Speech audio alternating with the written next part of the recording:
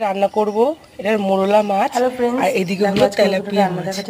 দুটো দু রকম ভাবে রান্না করব। মোরলা মাছ সেই রান্না করব রান্নাটা আর তোমাদের সঙ্গে তেলাপিয়া মাছ শেয়ার করব। রান্না করব। মোরলা মাছটা অন্যরকম ভাবে রান্না করব। আর তেলাপিয়া মাছটার রেসিপি তোমাদের সঙ্গে দেখাচ্ছি। দেখো, কড়াইতে তেল দিয়ে দিয়েছি। তারপরে মাছগুলো আমি ভেজে নেব। ভেজে নেওয়ার পরে ভালো করে লাল লাল করে ভাজতে হবে, বেশি মানে হালকা ভাজতে হবে না। লাল লাল করে ভাজার পরে আমি ডাঁটা আর আলু, মানে এটা হলো তোমার ফুলের ফুলের ডাঁটাগুলো যে হয়, সেই ডাঁটাগুলো দিয়ে রান্না করব। আলু দিয়ে ডাঁটা দিয়ে আমি আগে জিরে ফোড়ন দিয়ে দিয়েছি। তারপরে কাঁচা লঙ্কা দিয়ে ভালো করে এটাকে ভাজতে হবে, মানে বেশি ভাজবে না, হালকা হালকা ভাজবে। তারপরে আমি নুন হলুদ দিয়ে ভালো করে কষিয়ে নিয়ে তারপরে আমি জল দিয়ে দেবো।